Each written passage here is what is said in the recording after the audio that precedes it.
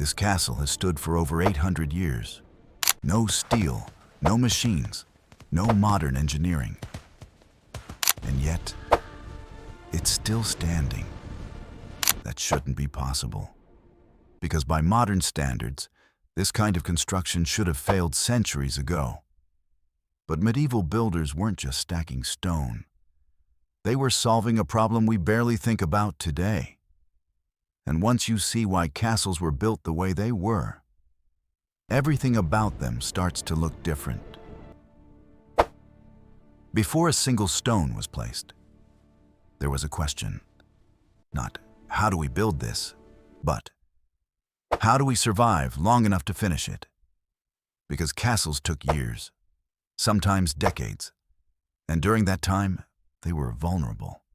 Half-built walls, open foundations, no real protection. An enemy could attack at any moment. So construction wasn't just about architecture. It was about defense from day one. Builders often started with temporary wooden fortifications. Quick to build, easy to defend, crude, but effective.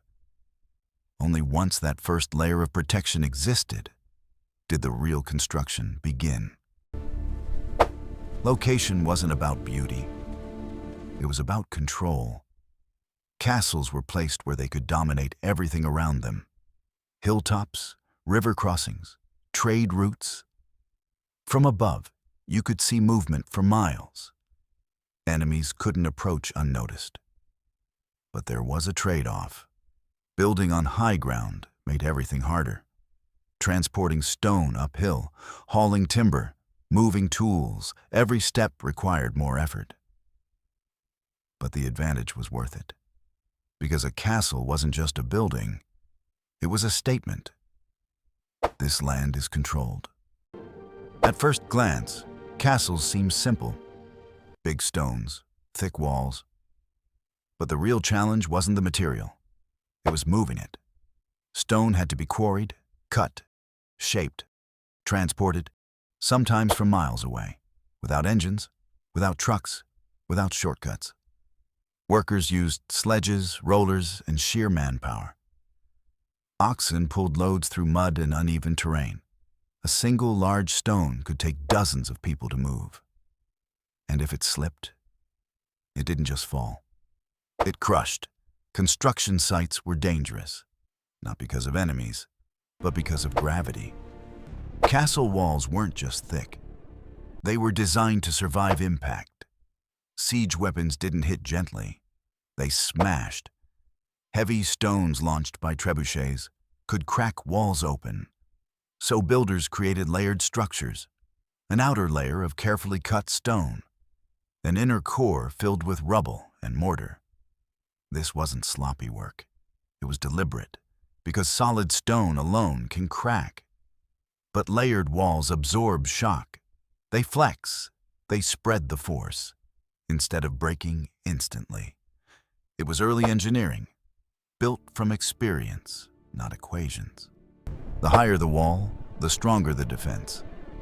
But height created new problems. How do you build upward without modern scaffolding?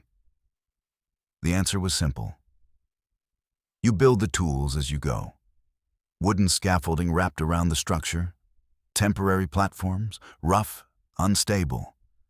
Workers climbed higher each day, carrying tools, carrying stone.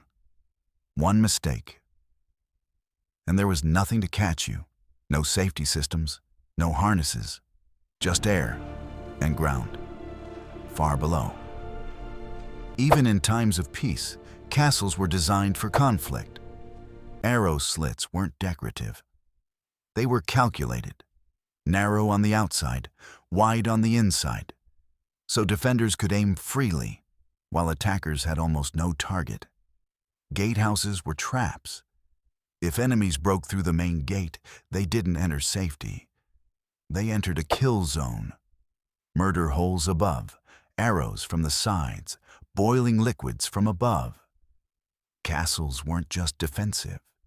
They were aggressive structures, designed to turn invasion into disaster.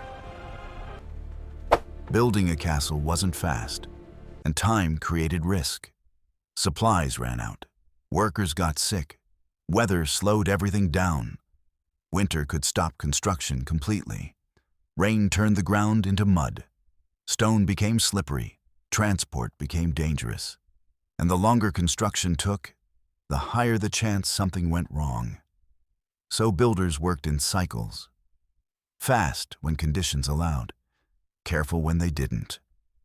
Progress wasn't steady. It was survival-based. Castles weren't built by anonymous labor. They were built by people who lived there during construction. Workers stayed near the site. Temporary housing, rough conditions, long days, repetitive labor, stone cutting, lifting, hauling. There was no clean separation between life and work. The castle wasn't just something they built. It was something they lived inside while it grew. Day by day, wall by wall. Modern construction allows correction. Fix it later. Adjust. Replace. Medieval builders didn't have that luxury. Once a wall was up, it stayed. Tearing it down meant losing time, resources, energy. So mistakes had consequences. A weak foundation wouldn't show immediately. But years later, it could shift, crack, fail. Builders had to think ahead, not just for completion, but for decades. Sometimes centuries. This is where everything changes. Modern buildings are designed for efficiency, cost, speed, lifespan. Castles weren't. They were built with a different mindset. They were meant to outlive their builders and everyone they knew. This changed every decision. Thicker walls, stronger materials, better positioning. Because failure wasn't acceptable. Not in 5 years, not in 50, not ever. It's easy to think castles were about protection, or power, or status. But the real reason goes deeper. They were built to control uncertainty. In a world where war was unpredictable, where attacks could come without warning, where survival depended on preparation, castles became anchors. Permanent, immovable, reliable. They weren't just buildings. They were answers to fear. Stone answers, heavy, expensive, and incredibly effective. Today, castles feel quiet, empty, almost peaceful. Tourists walk through them slowly, take pictures, admire the structure. But what we see now is the result, not the process.